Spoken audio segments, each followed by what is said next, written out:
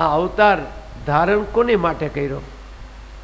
તો બધા દેવતાઓ કે એ પ્રહલાદ માટે. તો બધા દેવતાઓ કે એક કામ કરે, પ્રહલાદને મોકલો ને. ત્યાં લક્ષ્મીજી હજી એમને પડ્યા હતા ને તે રાડ પોલી ગઈ, એ છોકરાને ન મોકલતા, હું કાયમ એના ભેગી રહું તો મારી આવી દિશા થઈ, એ છોકરાને ન મોકલતા. લક્ષ્મીજી ના પાડે. આમ કરી અને બધા દેવતાઓ ભેગા થઈ વિચાર કર્યો કે શાંત તો કરવા જ જોશે. એટલે તરત પ્રહલાદને બોલાવ્યો દેવતાઓએ. પ્રહલાદને કીધું, પ્રહલાદ અહીંયા આવ. આ પરમાત્મા એ છે ને આ સ્વરૂપ ધારણ કર્યું, એને શાંત કરવું છે. તું જાઈશ? પ્રહલાદ કે હા ભલે, કાંઈ વાંધો નહીં. આમ કરી અને પ્રહલાદે આ પાડીને ત્યાં ગણપતિ બાપાની ધ્રુજારી વધી ગઈ, લક્ષ્મીની ધ્રુજારી તો ચાલુ છે, એમાંય વધારો થઈ ગયો કે આના હું દૈસા થાય છોકરાની.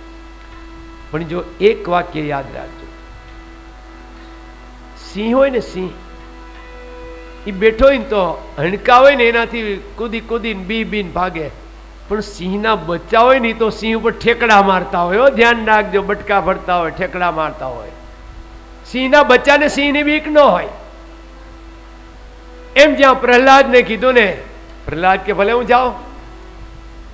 જેમ મારણ કરેલો સિંહ મારણ કરીને જેમ પાછો જાતો હોય ને ધીમે ધીમે ધીમે ધીમે ધીમે પ્રહલાદ છે ને નરસિંહ પરમાત્મા તરફ આગળ વધ્યા. બધાની દ્રષ્ટિ પ્રહલાદ અને નરસિંહ પરમાત્મા તરફ, કે જો લક્ષ્મીજીની અવદિશા થઈ, ગણપતિની અવદિશા થઈ, આહા આ છોકરાને કાંઈ ન થાય તો સારું. એમ કરી અને જ્યાં પ્રહલાદજી ધીમે ધીમે ધીમે ધીમે ધીમે કરતા નરસિંહ પરમાત્મા પણ પધાર્યા ને, એટલે તરત નરસિંહ પરમાત્મા એ છે ને જેમ માં એના નાનકડા બાળકને લે ને, એમ નરસિંહ પરમાત્મા એ પ્રહલાદને લઈ પોતાના ખોળામાં નાખ્યા. જય હો. ખોળામાં નાખ્યા. એકદમ ઘરઘરાટ, એકદમ ક્રોધ ભયંકરતા હતી, પણ પ્રહલાદને ખોળામાં રાખી અને તરત આ નરસિંહ પરમાત્મા જીભ કાઢીએ પ્રહલાદને ચાટવા માંડ્યા. જો ગાય વ્યાય ને, કોઈ પણ પશુ વ્યાય ને, તે જોજો તમે, જ્યારે પશુ વ્યાય ને એટલે વ્યાતા એનો છે ને એકદમ ભૂરાયું થાય. તમે તમારું પશુ હોય, જાણીતું હોય તો તમને માથા મારે ને ભૂરાયું થાય ને પાટા મારે. પણ એ વ્યાયેલ પશુ હોય ને એનું વાછરું એને મૂકી દો, ચાટી લે એટલે શાંત થઈ જાય છે. આચાર્ય વલ્લભાધીશ મહારાજે સુબોધીજીમાં આ વર્ણન બહુ સરસ કર્યું છે. આચાર્ય વલ્લભાધીશ મહારાજે સુબોધીજીમાં એવું વર્ણન કર્યું કે નરસિંહ પરમાત્મા પ્રહલાદને જીભથી ચાટે છે. તો આચાર્ય વલ્લભાધીશ મહારાજે કીધું કે ચાટવું નહીં, પુષ્ટિ છે, પુષ્ટિ છે. આમ જેમ પશુઓ તાજો વ્યાયેલ પોતાનું વાછરાને ચાટે અને એના ફૂવા ફૂવા શાંત થઈ ગયા ને, એમાં ભાગવતજીમાં વર્ણન છે કે જ્યાં પ્રહલાદને ચાટ્યા ને એટલે નરસિંહ પરમાત્મા શાંત થઈ ગયા. જય હો.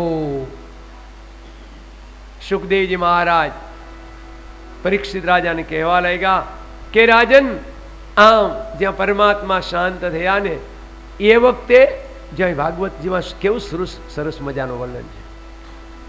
નરસિંહ પરમાત્મા પ્રહલાદની માફી માગે છે. ભગવાન ભક્તની માફી માગે. વિચાર તો કરો. નરસિંહ પરમાત્મા પ્રહલાદને હાથ જોડીને માફી માગે, બેટા મને તું ક્ષમા કરજે. બેટા તારા બાપ રાક્ષસે તને મારવામાં કાંઈ બાકી નથી રાખ્યું. પહાડ ઉપરથી પછાડ્યો, ઉકળતા તેલમાં નાખ્યો, અંધારી કોટડીમાં નાખ્યો. બેટા તારા ઉપર ન કરવાના અગ્નિમાં તને નાખ્યો. બેટા મારે આવવામાં મોડું થયું, મને તું માફ કરજે. હરે હરે. ભગવાન પોતાના ભક્તની આગળ નાના રહે છે. ધ્યાન રાખજો. અને જે મજા નાનામાં છે ને એ મોટા થવામાં નથી. હો ભગવાન નાના થઈ પ્રહલાદજીની પાસે જઈ અને માફી માંગે છે. પ્રહલાદ કે પિતાજી તમે મને ક્ષમા કરજો, મારા પિતાએ તમને ન દેવાના અનેક શબ્દોથી ગાળ દીધી છે. મારા પિતા છે ને તમારા પ્રત્યે અનેક એવા અણછાજતા શબ્દો પણ બોલ્યા. જે ગદા મને મારવા રાખી હતી એ મારા પિતા ગદા લે અને પ્રભુ તમને મારવા માટે, તમને મારી નાખવા માટે આવતા. તો પ્રભુ મને ક્ષમા કરજો. ભગવાન ભક્તની માફી માગે છે. અહીંયા ભક્ત ભગવાનની માફી માગે છે. સુખદેવજી મહારાજ પરીક્ષિત રાજાને કહેવા લાગ્યા કે જ્યાં પરમાત્મા, નરસિંહ પરમાત્માનું પ્રાગટ્ય થયું ને, એટલે જે સ્વર્ગના દેવો હતા ને એને વાવડ થયા, એને આજુબાજુમાં બધે વાવડ મોકલી દીધા, સમાચાર મોકલા કે પરમાત્મા એક લોખંડના સ્તંભમાં પ્રગટ થયા. જે દેવતાઓએ સમાચાર સાંભળ્યા ને એ બધા દેવતા અહીંયા નરસિંહ પરમાત્માનું દર્શન કરવા આવ્યા. પણ જે રાક્ષસો હતા ને, રાક્ષસોને સમાચાર મળ્યા કે નરસિંહ પરમાત્મા પધાર્યા, એટલે રાક્ષસો તો દોડીને હતાવા માંડ્યા. કેમ કે આપણો જે પ્રમુખ મુખ્ય હતો હિરણ્યકશિપુ, રાજસત્તા હતી, બળવાન હતો, સૈન્ય હતું, શસ્ત્ર હતું, જો એને મારી નાખ્યો તો આપણે એના આગળ કાંઈ ન કહેવાય. આમ કરી અને તરત જ છે ને જે બધા રાક્ષસો હતા એ રાક્ષસો દોડીને ભાગવા લાગ્યા. સુખદેવજી મહારાજ પરીક્ષિત રાજાને કહેવા લાગ્યા કે રાજન, આવી રીતે અખિલ બ્રહ્માંડનો નાયક પૂર્ણ પુરુષોત્તમ પરમાત્મા છે ને એને પોતાના ભક્ત પ્રહલાદની દિવ્યતાથી ઉદ્ધાર કર્યો. ત્યાર પછી તો રુદ્ર હતા, બ્રહ્માજી હતા, આ બધા આવ્યા અને બધા આવી અને બધા નરસિંહ પરમાત્માને પ્રાર્થના કરવા લાગ્યા છે. સુખદેવજી મહારાજ પરીક્ષિત રાજાને કહેવા લાગ્યા કે આવી રીતે છે ને પ્રહલાદનો બચાવી એના પિતાનો ઉદ્ધાર કર્યો. પછી પરમાત્મા જ પ્રહલાદને કે બેટા તારા જે આ પિતા છે ને એનો તું હવે અગ્નિ સંસ્કાર કરી અને એની દિવ્ય ગતિ તું આપ.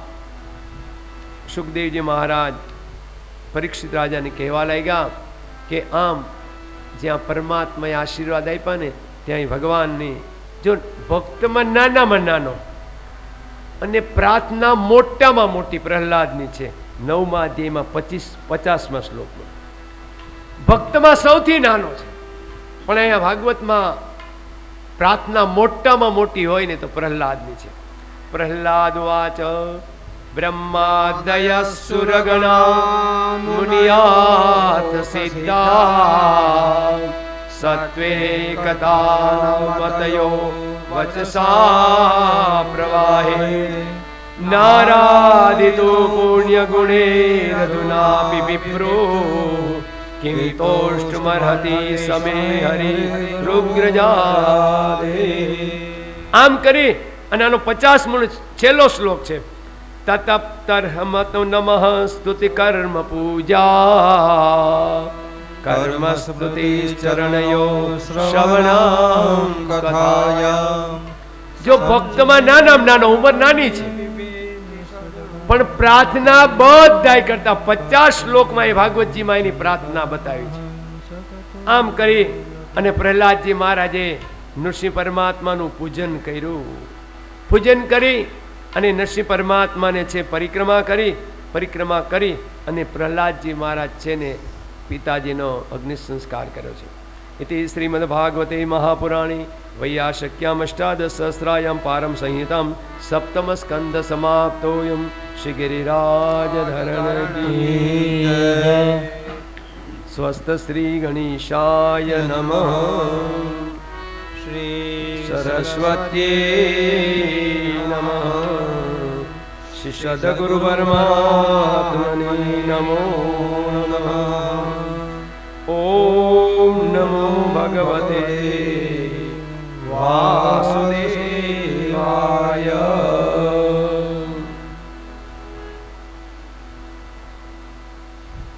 રાજોવાચ સ્વાયંભુવસ્યેહ ગુરુર્ વંશોऽયં વિસ્તરાચ્યુતઃ યત્ર વિશ્વસૃજા સર્ગો મનુનન્યાન વદાસ્વના યત્ર હરે જન્મ કર્માણિ ચ મહીયસે ગ્રહણાનિ કવયો બ્રહ્મન સ્થાનિનો વદ શૃણ્વના યસ્મિન તરે બ્રહ્મન ભગવાન વિશ્વભાવના કૃતવાન કુરુતે કર્તા હયતિ તેનાયતે યવા કૃષ્ણ કનૈયા લાલ કી જય. શ્રીમદ ભાગવતની અંદર અષ્ટમ સ્કંદનો પ્રારંભ. હવે આ શ્રીમદ ભાગવતનો જે અષ્ટમ સ્કંદ છે એને મહાપુરુષો સમર્પણ લીલા કહે છે, એને મન્વંતરોની કથા પણ કહે છે. આમ દિવ્યતાથી સુખદેવજી મહારાજ જ્યારે રાજાને આ કથા સંભળાવતા હતા ત્યારે રાજા પરીક્ષિતે સુખદેવજીને પ્રશ્ન કર્યો. શું કર્યો? રાજોવાચ સ્વાયંભુવસ્યેહ ગુરો વંશયં વિસ્તરાચ્યુતઃ યત્ર વિશ્વસૃજા સર્ગો મનુનન્યાન વદાસ્વના.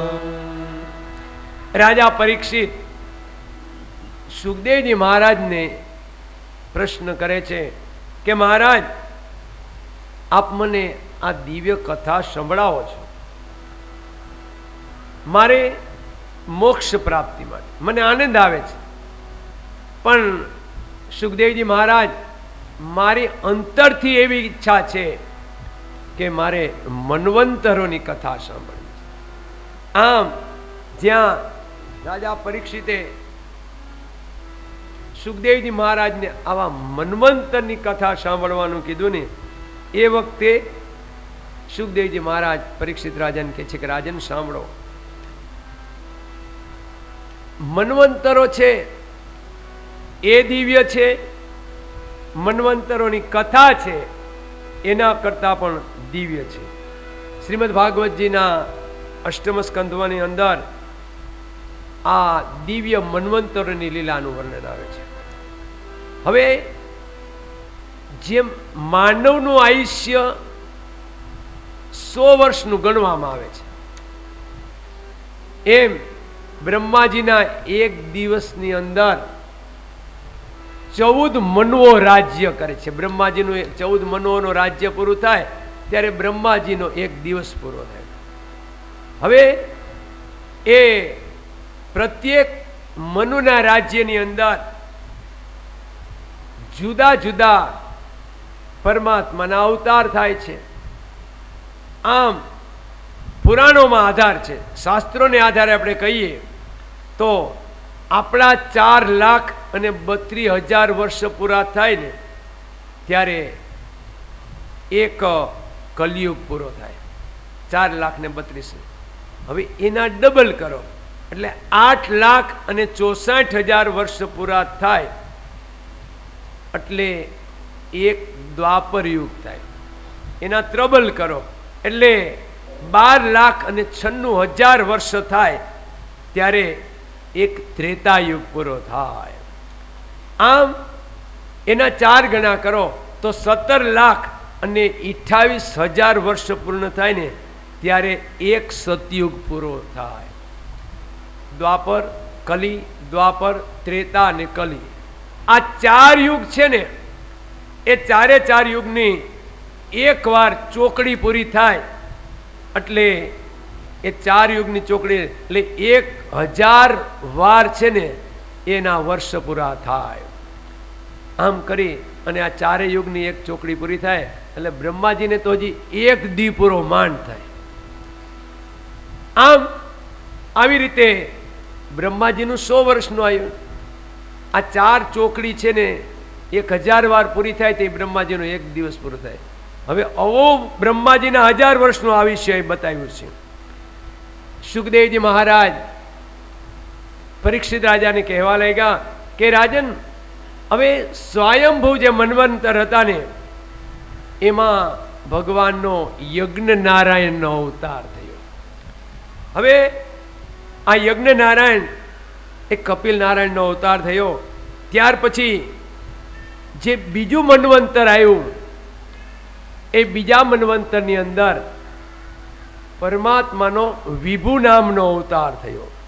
ત્યાર પછી ત્રીજો જે તામસ નામનો મન્વંતર આવ્યો ને એમાં પરમાત્માનો હરિ નામનો અવતાર થયો.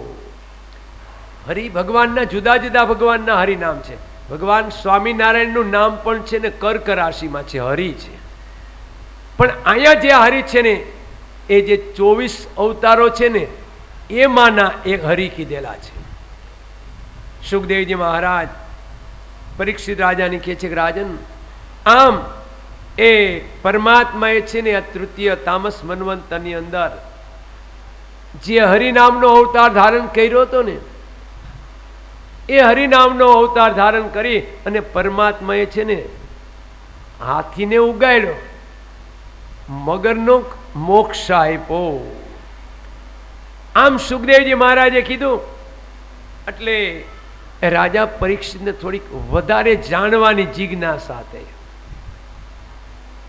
રાજા પરીક્ષિતે સુખદેવજી મહારાજને કીધું કે બાપજી, તમે મને ટૂંકમાં કહો કે આ 4 મન્વંતર ને એમાં આ ભગવાનનો ધર્મ થયો, આ થયું, તો મારે સવિસ્તાર એ સાંભળવું છે કે ભગવાને હરિનો અવતાર લઈ ગજરાજ હાથીને કેમ ઉગાર્યો, મગરને કેમ માર્યો, એ તમે મને બધું વિસ્તારથી કહી સંભળાવો ને.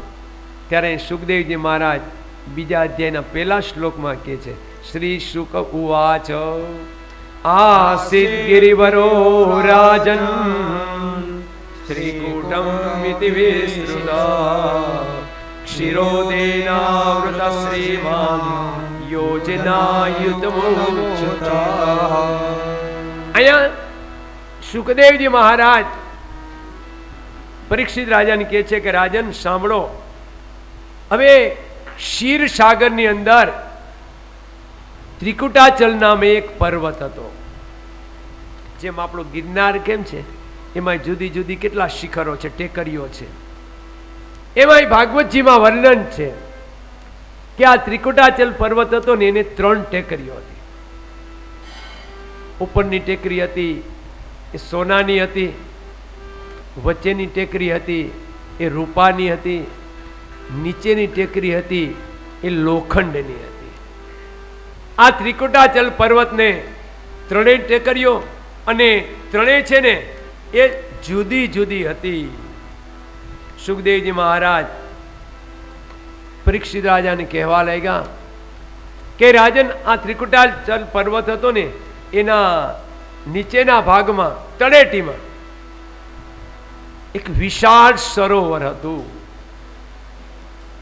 અને જ્યાં પર્વત હોય, ડુંગર હોય, એની નજીકમાં ક્યાંક એવો હોય જ ખાડો કે આખા જે ડુંગરનું પાણી છે ને આવીને ત્યાં ભરાય. આપણે દામોદર કુંડ જેમ છે, જો કે અટાણે તો એને ઓટલા કરીને કરી નાખ્યો જેવો, પણ જે મૂળ હોય ને એ સરોવર કહેવાય. એમ આ ત્રિકુટાચલ પર્વતના તળેટીમાં એક મોટું સરોવર હતું અને એમાં આજુબાજુમાં હાથીઓ રહેતા હતા. એમાં એક હાથી હતો, કંઈક પુણ્યશાળી હશે.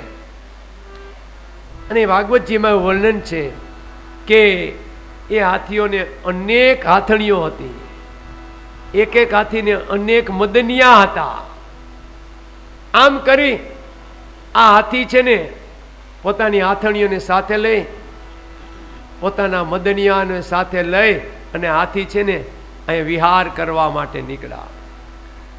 જ્યાં ત્રિકુટાચલ પર્વતના આ સરોવર હતું ને એમાં બધા હાથીઓ ભેગા થયા.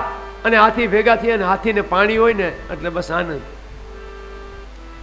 આમ કરી આથણીઓ સૂંઢમાં પાણી ભરે, એકબીજાને ફેંકે, હાથી પાણી ભરે, મદનિયા પર ફેંકે, મદનિયા પાણી સૂંઢમાં ભરી હાથી ઉપર ફેંકે, અને એકબીજા આનંદ મંગલ અને કિલ્લોલ કરે છે. અને આ એક લાવો છે. અમુક સમયે કુટુંબ સાથે ક્યાંય પણ ફરવા જવું જોઈએ, દૈવ દર્શન કે ફરવા સપરિવાર. આ એક લાવો છે. સુખદેવજી મહારાજ પરીક્ષિત રાજાને કહે છે કે રાજન, આમ હાથણીઓ મદનિયા એટલા આનંદમાં આવી ગયા.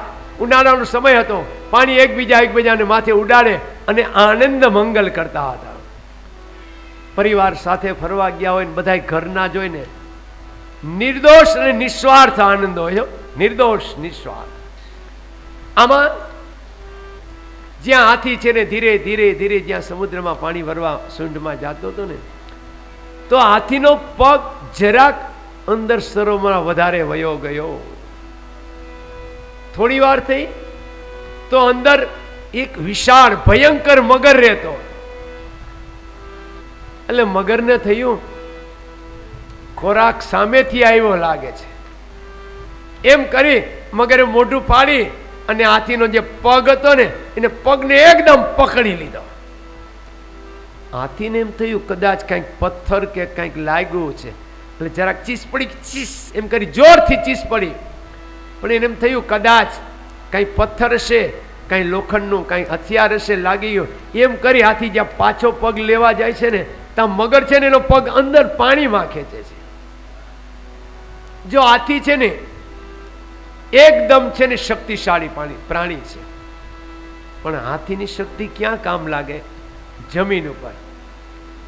પાણીમાં હાથીની શક્તિ કાંઈ કામ ન લાગે. સુખદેવજી મહારાજ પરીક્ષિત રાજાને કહેવા લાગ્યા કે રાજન, જ્યાં આ એકદમ અલમસ્ત હાથી હતો, અહીં લખેલું છે મદમસ્ત હતો, એના મસ્તકમાંથી મદ ઝરતો કાયમને માટે. વિચાર કરો, એ સામાન્ય હાથી ન કહેવાય. અને આ મદ ઝરતો હાથી, અનેક હાથણીઓ, અનેક મદનિયા જ્યાં એકબીજાને પાણી ઉડાડતા હતા ને, ત્યાં હાથીનો પગ ધીરે ધીરે ધીરે ધીરે ધીરે ધીરે પાણી ઊંડા પાણીમાં જવા લાગ્યો. હાથીના પગ ખેંચાવા લાગ્યા. હાથણીઓએ સૂંઢથી હાથીને ખેંચવા માટે, મદનિયાઓએ હાથીને ખેંચવા માટે અનેક પ્રયત્નો કર્યા. હાથી અડધો ડૂબવા લાગ્યો પાણીમાં. હાથીને ખેંચવા માટે હાથણીએ પ્રયત્ન કરી, હાથી પાછો આવ્યો નહીં. અને હવે શું થયું? હાથણીઓ મદનિયા બધા કિનારા તરફ દૂર દૂર ચાલ્યા ગયા. મરી જઈશું કહેનાર કોઈ મરતા નથી.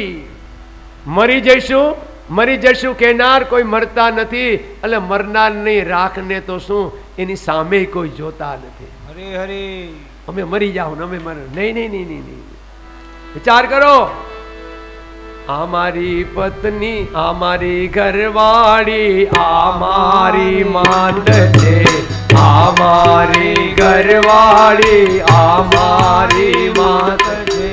મુઆની સંગાતે કોઈ જાતું નથી રે, કોઈ કોઈનું નથી રે, કોઈ કોઈનું નથી રે, કોઈ કોઈનું નથી રે. તમે ના હુકમ થો છો બધા મથી રે, કોઈ કોઈનું નથી રે. આમ કરી અને જ્યાં હાથીના પગ ખેંચાણો ને, હાથણીઓ છોડીને ભાગી. જ્યાં આપણે બધા સગા છે ને, શેના છે ખબર છે? બધા સ્વાર્થના સગા હોય છે. ધ્યાન રાખજો, મેં વાત ન કરી. મરી જઈશું કહેનાર કોઈ મરતા નથી. અરે મરનારની ચિત્તાને તો હું એની રાખને કોઈ અડતા નથી. આમ કરી અને હાથીએ અનેક પ્રયત્ન કર્યા બચવા માટે. હાથણીઓ દૂર ભાગી. અને એ વખતે છે ને હાથીને એક વિચાર આવ્યો. મેં તમને સવારે એક વાક્ય કીધું હતું પણ ભૂલાઈ ગયું છે. પૂર્વ જન્મના કરેલા સંસ્કાર છે ને એના પછીના જન્મમાં કામ આવે છે. એમ આ હાથીના પૂર્વ જન્મના સંસ્કાર હતા હરિનામ સ્મરણ. અને તરત હાથીને યાદ આવ્યું કે હા મારા ઈશ્વરને હું યાદ કરું.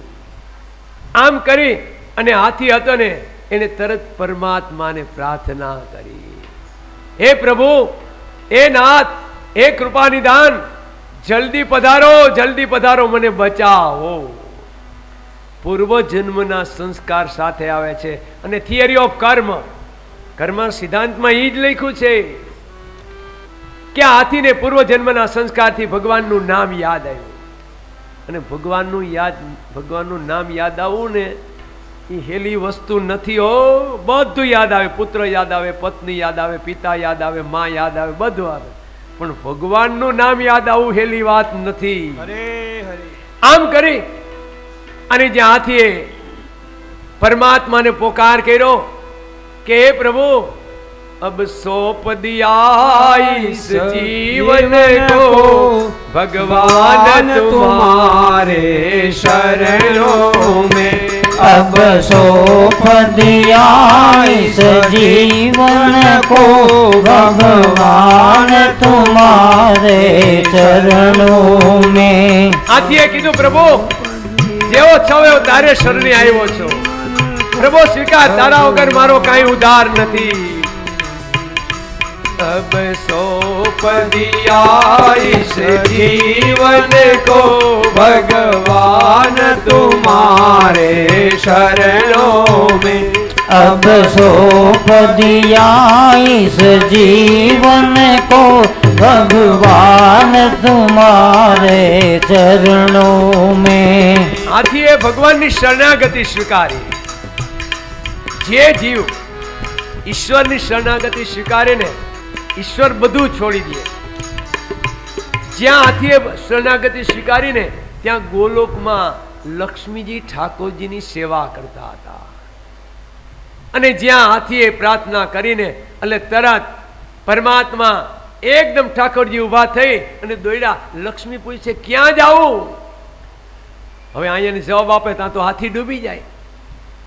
લક્ષ્મીજીએ વિચાર કર્યો, કોઈ દી કીધા વગર ક્યાંય જાતા નથી ના, કેમ કઈ બાજુ એમ કીધું ને તો જાવું તો હાથી, પણ હાથી કેવું હતું, પણ હા બોલ્યા ને તો ત્યાં ગોલોકમાં લક્ષ્મીજી પણ, અને થી બોલ્યા ને તો ત્યાં સરોવરમાં હાથીની પાસે પહોંચી ગયા. વિચાર, હા સુને લક્ષ્મી, થી સુને ગજરાજ. આમ જિંદગીને પ્રાર્થના બનાવો ને તો ભગવાન તમારા માટે દોડીને તમે કયો ની હાજર થવા માટે તૈયાર છો. પણ આપણી પાસે ભગવાન માટે સમય નથી. વિચાર તો કરો, બીજો ઘણો સમય મળે. જે ભગવાન પાસે સંપૂર્ણનો ત્યાગ કરે ને તો ભગવાન આવી અને નરસિંહ મહેતાને કહે, તું દામોકુંડ ભજન કાંઈ રાખ, કુંવરબાઈનું માનું મેર હું ભરી આવો. પણ શ્રદ્ધા હોવી જોઈએ. તો પછી નરસિંહ મહેતા ભલે ને દામોકુંડ નાયે રાખે ને દામોકુંડ કીર્તન કરી રાખે, પણ જો પૂર્ણ વિશ્વાસ ન હોય ને તો તમારું કામ ભગવાન કરવા માટે તૈયાર નથી હો. સુખદેવજી મહારાજ પરીક્ષિત રાજાને કહે છે કે રાજન, આમ જ્યાં આ હાથીએ એને પરમાત્માની પ્રાર્થના કરી, હાથીએ વિચાર કર્યો કે પ્રભુ આવ્યા છે. કોઈ પણ વ્યક્તિ આપણી આશરે આવે ને તો આપણે એનું સ્વાગત કરવું જોઈએ. એમ કરી અને હાથીએ વિચાર કર્યો, માત્ર મોઢું બાયણે છે પાણીનું, બાકી આખો હાથી જળમાં ડૂબી ગયો. અને તરત જ હાથીએ વિચાર કર્યો, સૂંઢ ફેરવી, જ્યાં સૂંઢ ફેરવીને ત્યાં કમળનું પુષ્પ હાથીની સૂંઢમાં આવી ગયું. અને જ્યાં પુષ્પ હાથી કમળનું પુષ્પ આવ્યું એ લે અને પેલા પરમાત્માને અર્પણ કર્યું. જો પરમાત્માને તમારું કાંઈ નથી જોતો. ગીતાજીમાં ભગવાન યોગેશ્વરે અર્જુનને કીધું, પત્રમ પુષ્પમ ફલમ તોયમ યોમે ભક્ત પ્રયચ્છતિ. મારો ભક્ત મને પાંદડું આપે ને તો હું રાજી, મારો ભક્ત મને જળ ચડાવે તો હું રાજી, મારો ભક્ત મારી પાસે આવીને માથું નમાવે ને તોય રાજી હો. ભગવાનને તમારું કાંઈ નથી જોતું. વિચાર તો કરો. પણ ભગવાનને જોઈએ છે માત્ર તમારા શુદ્ધ હૃદયનો ભાવ. અને એ શુદ્ધ હૃદયના ભાવને ક્યાંથી લાવવો? એ હરિનું સ્મરણ હોય ને એની પાસે જ હોય, બાકી ક્યાંય મળતો નથી. સુખદેવજી મહારાજ પરીક્ષિત રાજાને કહે છે કે રાજન, આમ કમળનું પુષ્પ લઈ અને પરમાત્માને અર્પણ કર્યું એટલે ભગવાન બધું જ સમજી ગયા. હાથીએ કાંઈ કીધું નથી, કારણ કે ગીતાજીમાં કીધું મૌનમ સર્વાર્થ સાધન, મૌન રાખો, તમે હૃદયનો ભાવ શુદ્ધ રાખો એટલે ભગવાન બધું સમજી જાય. ભગવાનને કેવું ન પડે.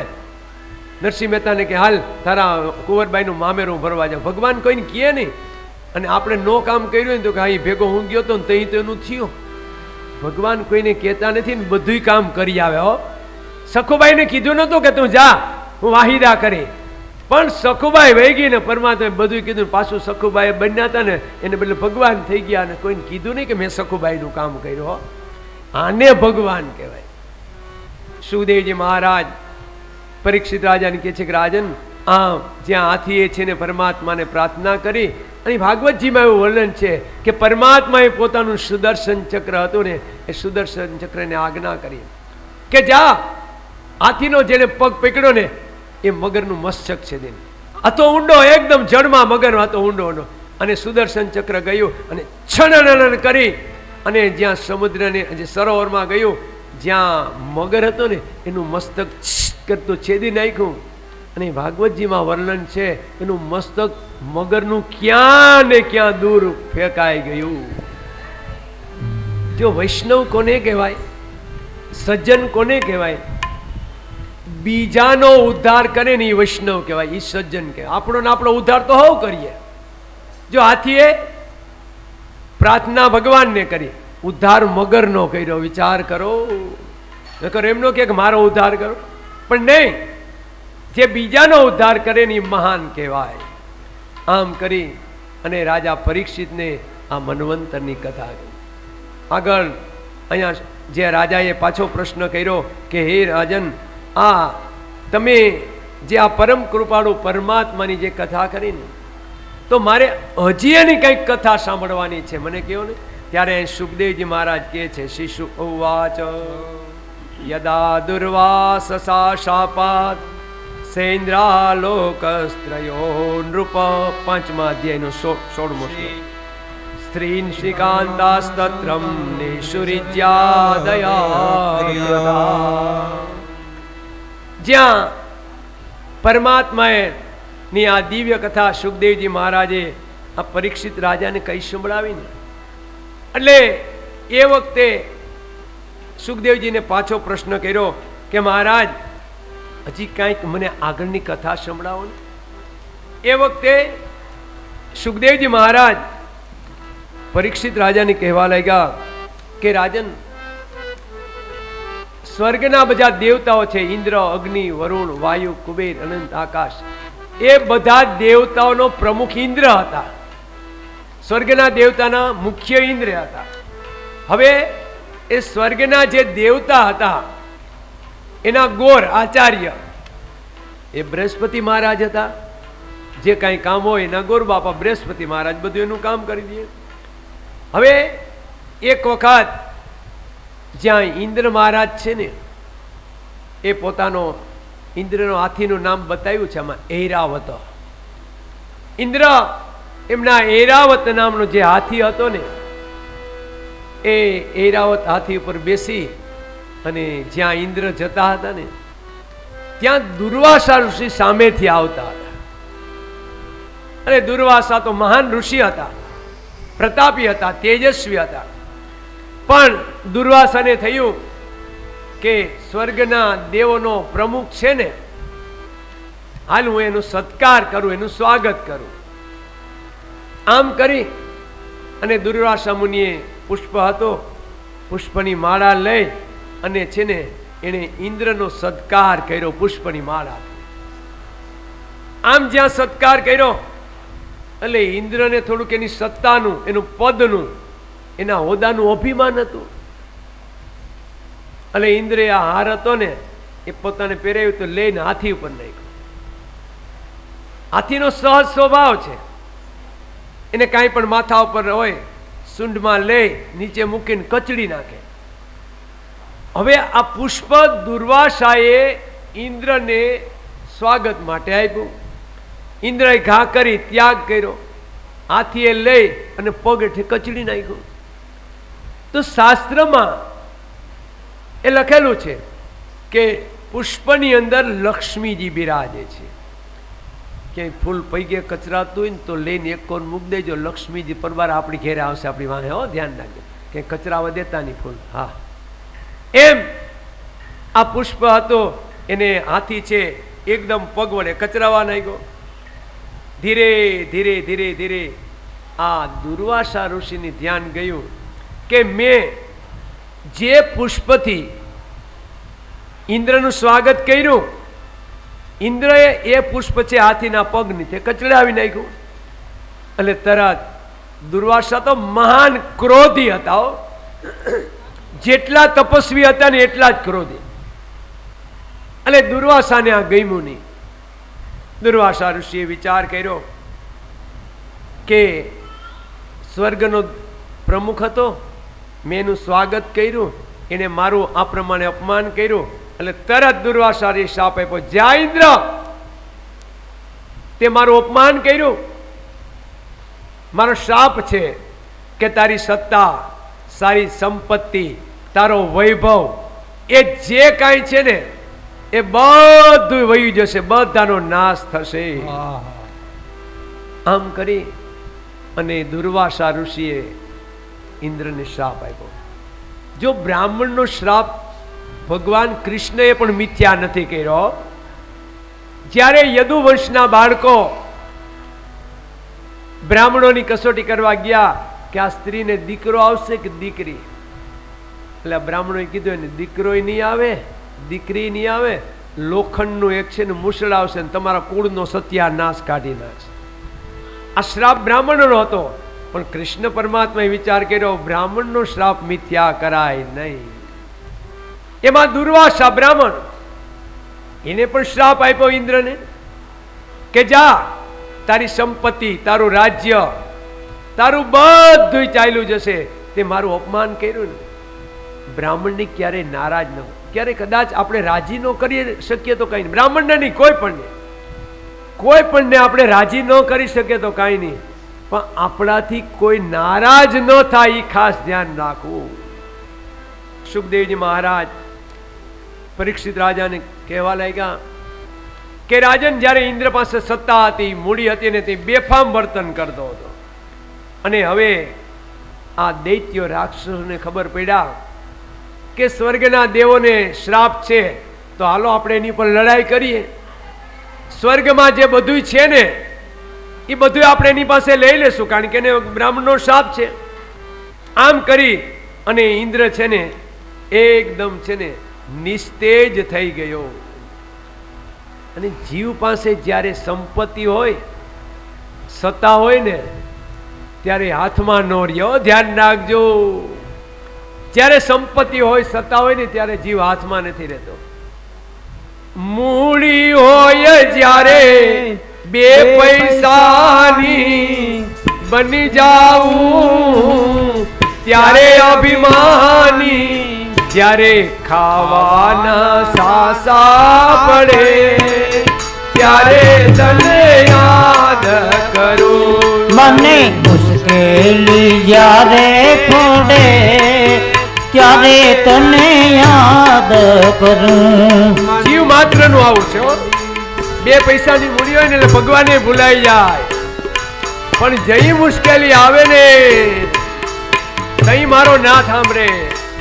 મને મુશ્કેલી જ્યારે પડે ત્યારે તને યાદ કરું. મને મુશ્કેલી જ્યારે પડે ત્યારે તને યાદ કરું. મને મુશ્કેલી જ્યારે પડે ત્યારે તને યાદ કરું. મને મુશ્કેલી જ્યારે પડે ત્યારે તને યાદ કરું. આમ કરી ઇન્દ્રને દુર્વાસા ઋષિનો શાપ કે તારી સંપત્તિ વહી જશે, તારી સત્તા વહી જશે, આમ થયું. એટલે ઇન્દ્રનું બધું ચાલ્યું ગયું.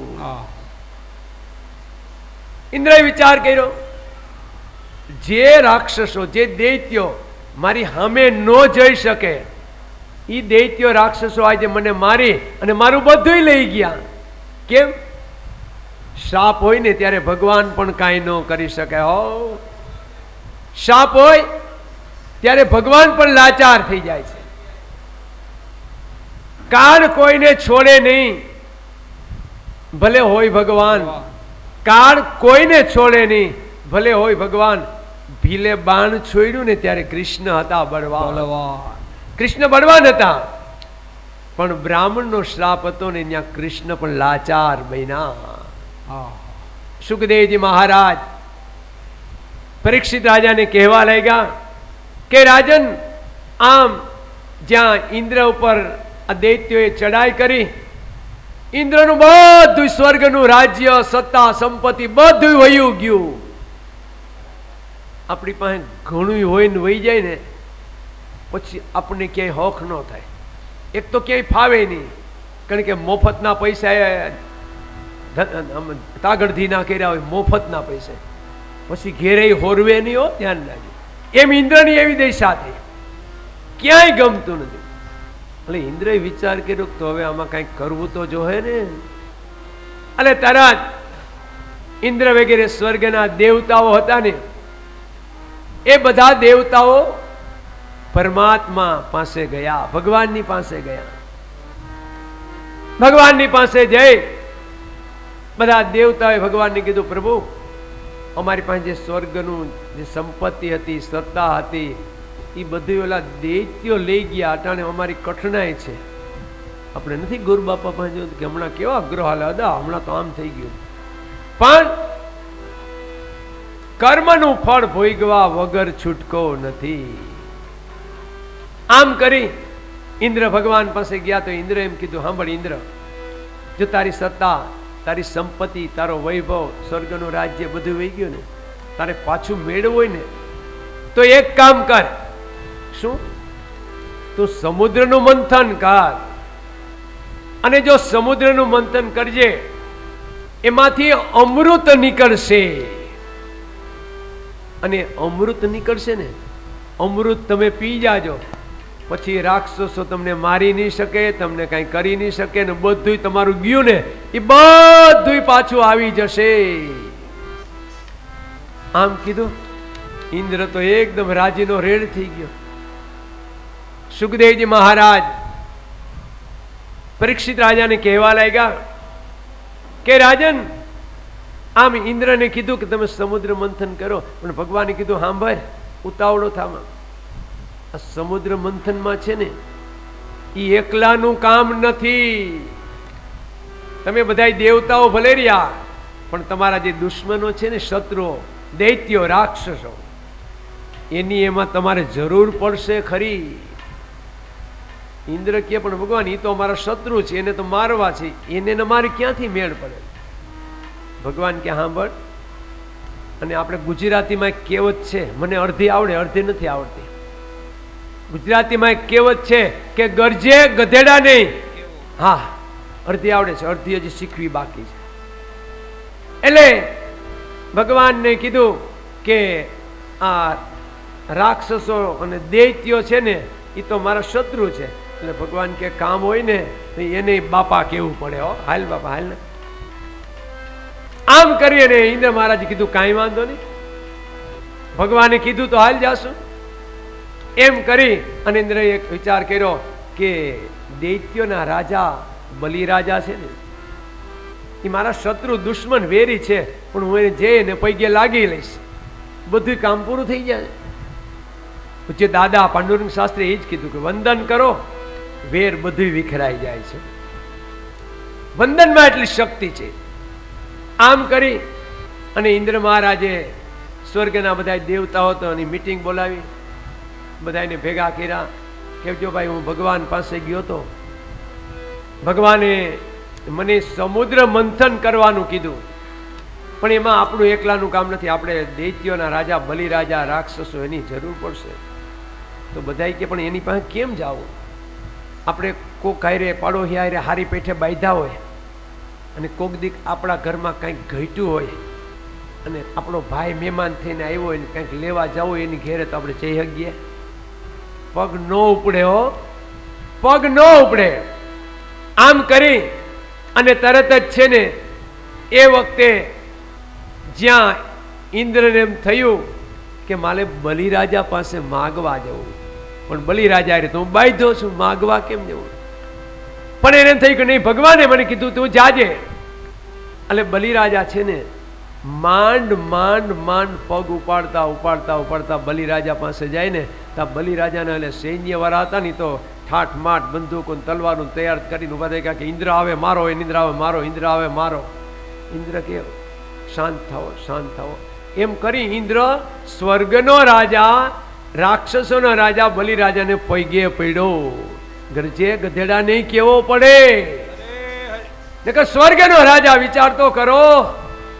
પણ જરૂર પડે ને ભાઈ ત્યારે ચપટી એક ધૂળ છે ને એ કામમાં લાગે. હો, આપણે ભલે ગમે એટલા મોટા હોય પણ કોક દીક નાનું માણસની એ જરૂર પડે. હો, આમ કરી અને ઇન્દ્ર છે ને બલિરાજા પાસે જઈ નમસ્કાર કરી બે વખાણ કર્યા. અને વખાણ કરીને શું કીધું ખબર છે?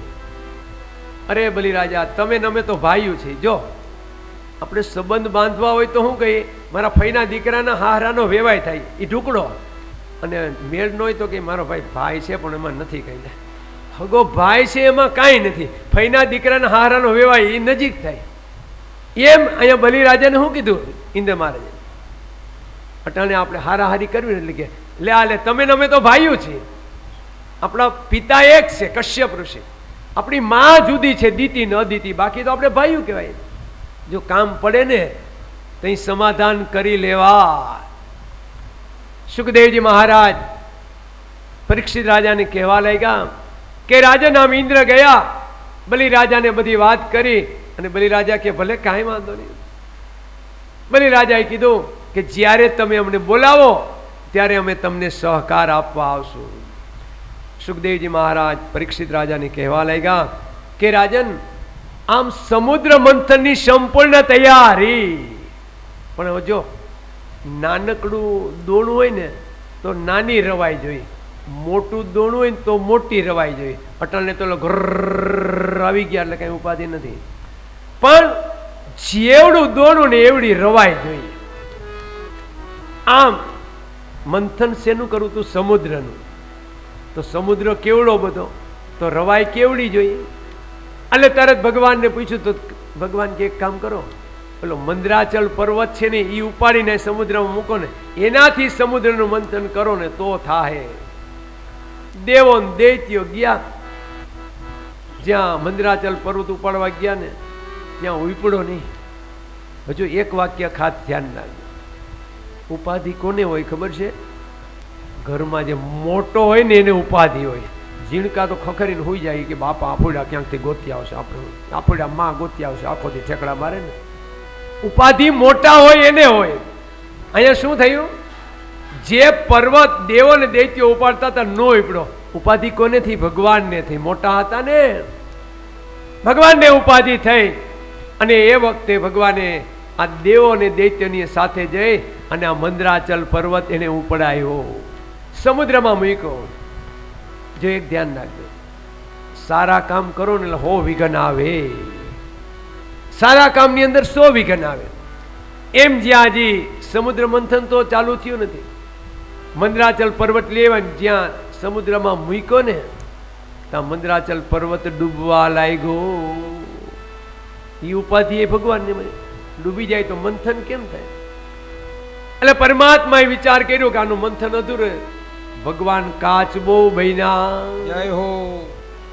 આ સમુદ્રમાં ભગવાન રહ્યા, એની પીઠ પર આ મંદરાચલ પર્વત એને ધારણ કર્યો. પણ હવે નોંધણું જોઈ તો ખરું ને, દોડ્યું અવળું દોડ્યું કાઢવું ક્યાંથી? આમ વિચાર કરી અને તરત જ એને યાદ આવ્યું કે હા હા હા આપણે નવકુળ નાગ પાસે જઈએ. અનંત વાસુકી શેષ તક્ષક ગાલિય પદ્મનાભ કર્ણકોટ. આપણે નવકુળ નાગ પાસે જઈ અને નવકુળ નાગને કહેવું તમારો લાંબામાં લાંબો નાગ છે ને વાસુકી, એ વાસુકી નાગ અમને આપો, અમારે એનું નેત્રું બનાવવું છે. નવકુળ નાગ કે ભલે કાંઈ વાંધો નહીં. વાસુકી નાગને આપ્યા, નેત્રું તૈયાર દોડ્યું. હવે એમાં થયું હું બલિરાજાને દૈત્યોને બધાને બોલાવ્યા ને એ વખતે બધાય પૂછડા ઢારા ઊભા રહી ગયા, કોઈ મોઢા નાગના મોઢા પાસે કોઈ ઊભું રહ્યું નહીં. સુખદેવજી મહારાજ પરીક્ષિત રાજાને કહેવા લાગ્યા કે રાજન, સમુદ્ર મંથન અટકી ગયું, પણ દોયડું હોય એક જ કોર ખેંચો તો ઝેણી હાલે ન, બે કોર ખેંચવું જોઈએ. પણ બધાય પૂછડે ઊભા રહી ગયા, દેવો ને દૈત્યો, મોઢા પાસે હરપના મોઢા પાસે અમારે નથી ઊભું. આમ કરી અને જ્યાં સમુદ્ર મંથનમાં પાછું મુશ્કેલી આવી ને એટલે ભગવાનને ચિંતા થઈ. ભગવાનને નારદ મુનિને મોકલા, જલ્દી અહીંયા આવો, સમુદ્ર મંથન અધૂરું રહી જાય, તમે જાઓ. પેલા દેવો ને દૈત્યો બધા પૂછડે ઉભા કે અમે મોઢે નહીં ઉભા, મોઢે તમે જઈને કાંઈક સમજાવો. આમ કરી અને દેવો ને દૈત્યો જ્યાં પૂછડે ઉભા હતા ને ત્યાં શ્રીમન નારાયણ શ્રીમન નારાયણ શ્રીમન નારાયણ અવાજ સંભળાયો. જ્યાં અવાજ સાંભળ્યો દેવો દૈત્યો બધાએ નમસ્કાર કર્યા. નારદજીને ખબર હતી તોય પૂછ્યું, નારદજી કે આ કેમ મંથન ચાલુ નથી કર્યું હજી? દેવો ને દૈત્યો કે ના, હજી નથી કર્યું. કેમ? ત્યાં ઇન્દ્ર મહારાજ કે બધાને પૂછડે ઊભું છે, કોઈ મોઢા તરફ ઉગતું નથી. નારદજીએ યુક્તિ કરી, પેલા રાક્ષસન બોલે આમ નહીં કરાવો, આમ નહીં કરાવો. એમ કરી નારદજી એને કાનમાં વાત કરી કે જે મોઢે ઉભા છે ને એને અમૃત પેલા મળશે. એટલે પૂછડું પકડીને ઉભા હતા ને એ બધા ધોઈડા, અમારે મોઢે ઊભું, અમારે હરફનું મોઢે ઊભું, અમારે હરફનું મોઢે ઊભું. એમ કરી જે મોઢા તરફ ઉપવા તૈયાર નહોતા ને એ હરફને મોઢે દૈત્યો ગયા અને બધાય તૈયાર. સમુદ્રની અંદર અનેક ઔષધિઓ નાખી, એક બાજુ દેવો, એક બાજુ દૈત્યો, અને દિવ્યતાથી સમુદ્રનું મંથન. ગમર ગમાર મારું વલોણું ગાજે, શ્યામ આવીને મારા મટકા ફોડે. એ ગમર ગમાર મારું વલોણું ગાજે, શ્યામ આવીને મારા મટકા ફોડે. ધીમે ધીમે ધીમે સમુદ્રનું મંથન ચાલુ થયું. ગમર ગમર મારું વલોણું ગાજે, શ્યામ આવીને મારા મટકા ફોડે. એ ગમર ગમર મારું વલોણું ગાજે, શ્યામ આવીને મારા મટકા ફોડે. ધીરે ધીરે ધીરે ધીરે કરતા જ્યાં મંથન ચાલુ થયું, શેના માટે મંથન હતું? અમૃત માટે. પણ થોડો સમય જ્યાં મંથન ચાલુ રહ્યો ને ત્યાં અમૃત ને બદલે લીલું કાચ ઝેર નીકળ્યું. ગમર ગમર મારું વલોણું ગાજે, શ્યામ આવીને મારા મટકા ફોડે. એ ગમર ગમર મારું વલોણું ગાજે, શ્યામ આવીને મારા મટકા ફોડે. દેવો મુંજાણા, દૈત્યો મુંજાણા. કા આપણે તો અમૃત જોતું હતું, આ તો ઝેર આવ્યું, હવે શું કરવું? પણ બધા હરખા ન હોય, ઘણાની અક્કલ હારી કામ કરતી. એટલે દૈત્યો ને દેવો હતા ને એમાં બે ચાર એવા હતા કે એક કામ કરીએ તો આપણે ભગવાન ભોળાનાથને બોલાવીએ તો. દેવો મૂંઝાણા, પણ આપણે એને આમંત્રણ નથી આવ્યું ને હવે અટાણે બોલાવા જવાય? આમ કરી દેવો ને દૈત્યો મૂંઝાણા કે હવે શું કરવું? ગમર ગમર મારું વલોણું ગાજે, શ્યામ આવીને મારા મટકા ફોડે. એ ગમર ગમર મારું વલોણું ગાજે, શ્યામ આવીને મારા મટકા ફોડે. આમ દેવો ને દૈત્યો જ્યાં વાત કરતા હતા ને ત્યાં ઇન્દ્ર મહારાજ ને યાદ આવ્યું. શું આવ્યું? કે ભગવાને એને કીધેલું કે કામ પડે ને તો શત્રુને પણ મિત્ર બનાવી લેવાય.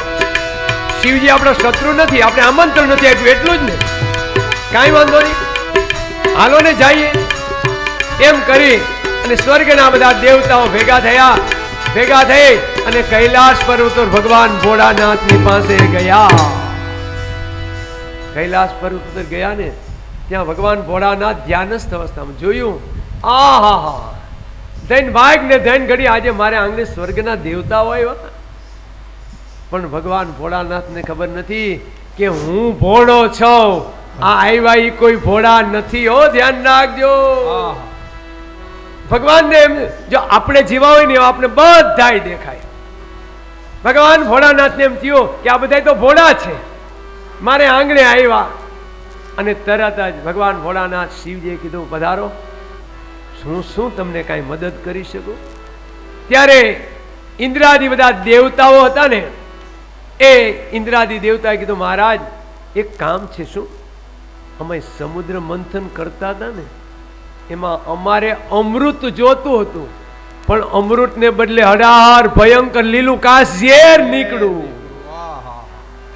મહાદેવ કે ભલે હાલો. જો ધ્યાન રાખજો, દેવ તો ઘણાય છે પણ મહાદેવ ઘણાય ન હોય. અમૃત પીવા વાળા તો ઘણાય હોય, ઝેર પીવા વાળા કોઈ ન હોય. અમૃત પીવે ને એ દેવ, પણ ઝેર પીવે ને એ મહાદેવ થઈ શકે. આમ કરી દેવો એ બધા એ છે મહાદેવને પ્રાર્થના કરી, પ્રભુ પધારો, પ્રભુ પધારો. ભગવાન ભોળાનાથ તરત છે ને ઊભા થઈ પોતાના ઈષ્ટદેવ, ભગવાન શિવજીના ઈષ્ટદેવ કોણ છે ખબર છે? બાળ રામ. ઊભા થઈ અને તરત પોતાના ઈષ્ટદેવ બાળ રામનું ધ્યાન દઈ રહ્યું. ઈષ્ટદેવ મમ બાલક રામ, શ્રી રામ જય રામ, જય જય રામ. ભગવાન ભોળાનાથે પોતાના ઈષ્ટદેવ બાળ રામનું સ્મરણ કર્યું. જય હો.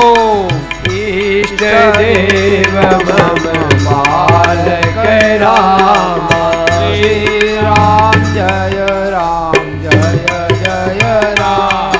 આમ કરી પોતાના ઈષ્ટદેવનું સ્મરણ કર્યું અને તરત જ છે ને ભગવાન ભોળાનાથ ઊભા થયા. ઊભા થઈ અને જ્યાં સમુદ્રનું જે મંથન હતું ને એ સમુદ્રના મંથન તરફ જ્યાં લીલું કાચ ઝેર હતું ને એ ઝેર પાસે જઈ પોતાના ઈષ્ટદેવનું સ્મરણ કર્યું. ચારે બાજુથી લીલું કાચ ઝેર ભેગું કર્યું. ઝેર ભેગું કરી છીપલીમાં ભરી લીધું. છીપલીમાં ભરી કર્યું. વિચાર આવ્યો, હાલું બધું પી જાઓ.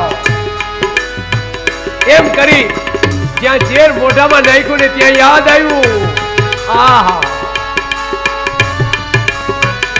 મારા હૃદયમાં તો મારા રામ બિરાજે છે.